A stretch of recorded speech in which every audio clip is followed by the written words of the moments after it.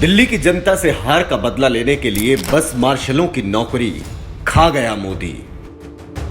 BJP ने राजनीति में बेशर्मी की सारी हदें पार की। पिछले 10 सालों में दिल्ली के मुख्यमंत्री अरविंद केजरीवाल को रोकने के लिए भ्रष्ट मोदी ने अपनी पूरी ताकत झोंक दी।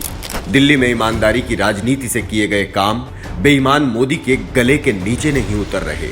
मगरूर तानाशाह अपना आपा खो बैठा और अपने मंत्री संतरी सांसदों के साथ मिलकर केजरीवाल को रोकने का षड्यंत्र रचा।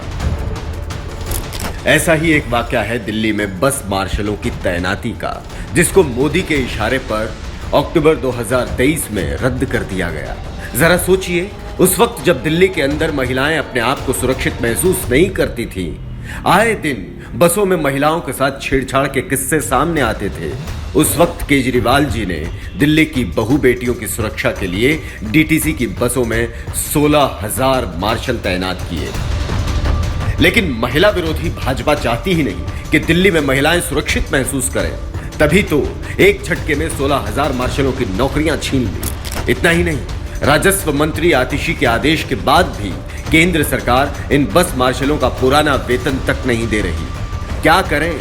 सत्ता जाने का डर ऐसा ही होता है जनाब। जब भी चुनाव आते हैं, मोदी कभी दिल्ली के मोहल्ला क्लिनिक का फंड रोक देता है, तो कभी सीसीटीवी योजना बंद कर देता है, तो कभी एमसीडी सत्र रोक देता है, तो कभी दिल्ली अध्यादेश विधेयक लाकर एक निर्वाचित सरकार की शक्तियां ही छीन लेता है। लेकिन अब दिल्ली का बेटा अरविंद केजरीवाल ही इस तानाशाही से आपको मुक्ति दिलाएगा।